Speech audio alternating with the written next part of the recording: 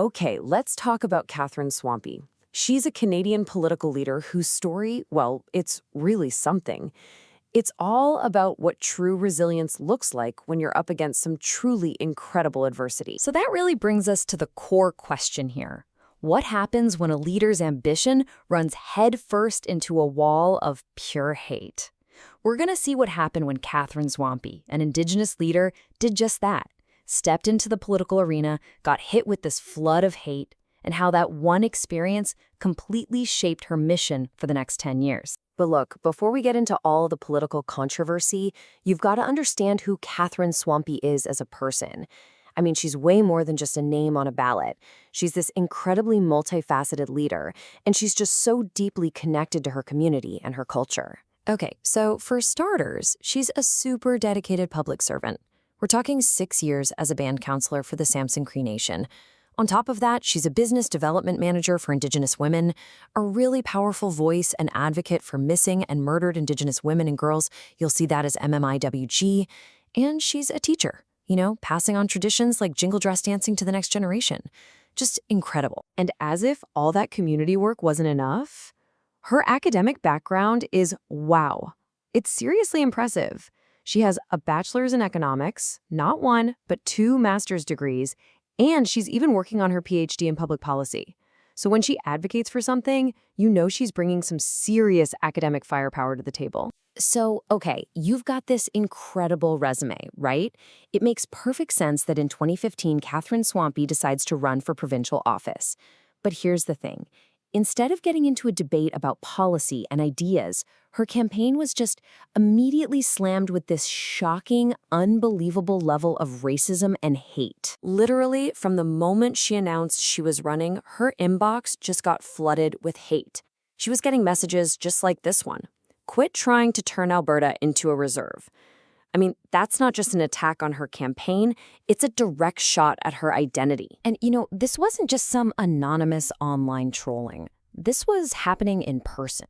She'd be out there canvassing, knocking on doors, trying to meet voters, and people would say stuff like this right to her face. Just try to imagine that for a second. A person who says they support your party tells you they just can't vote for an Indian. Just wow. And this wasn't, a one-off thing. It wasn't an isolated incident. The attacks were absolutely relentless. She figured she was getting more than a dozen racist messages like these every single day of the campaign. But some of the comments, they crossed a really dark line. They went from just being ugly political attacks to being straight-up personal threats. Take this one, for example, posted right on her Facebook page. It brings up the incredibly painful crisis of missing and murdered Indigenous women. And for Swampy, this was a real gut punch. A childhood friend of hers had actually been murdered just a few months before this. So what do you do? How do you even respond to something that vile? How do you possibly keep a campaign going when you're facing that kind of personal, hateful attack day after day? Well, for Katherine Swampy, the answer really came down to just one thing: resilience. And she's never pretended it was easy. Not at all. She's been very open about the toll it took on her, especially as the campaign dragged on. She admitted that, near the end, that constant daily barrage of hate, it finally got to her. And it's just such a stark reminder of the very real human cost of this kind of talk. But, and this is a really important but, this is where the story takes a turn. Because for every single one of those hateful messages, she said there were so many more messages of support. She really drew her strength from her supporters, especially from young women, both Indigenous and non-Indigenous, who were telling her she was an inspiration. They were the ones who reminded her why she was putting herself through all this in the first place. So you might think after an experience like that, she'd just quit politics. But she did the exact opposite. That brutal 2015 campaign actually steeled her resolve. It fueled what would become a decade-long commitment to public service. She just flat out refused to let the haters win. And this timeline, it just lays out her incredible persistence so clearly. After that first provincial race, she turned around and ran federally that same year. Then she ran again in 2019, again in 2023, and now she's on the ballot for 2025. I mean, that's 5 campaigns in 10 years. That is pretty much the definition of determination. Okay, so that brings us right up to today. And what's really important is how that long, hard fight against prejudice and for representation has directly shaped her political platform now. She's taken that personal fight and extended it to the struggles that all Canadians are facing. She channels all that experience into a fight for economic justice for everyone.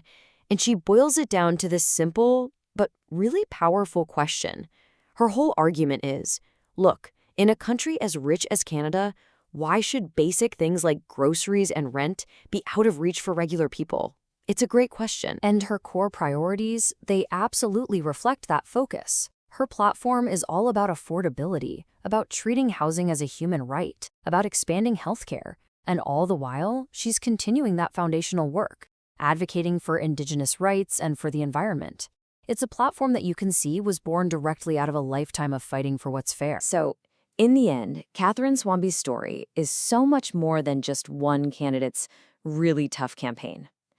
It's a mirror, really. It reflects the kind of character, the kind of sheer resilience that leadership demands today. And it leaves us with a pretty challenging question, not just for our politicians, but for all of us. What do we expect from our leaders? And maybe more importantly, what do we expect from each other when we talk about politics?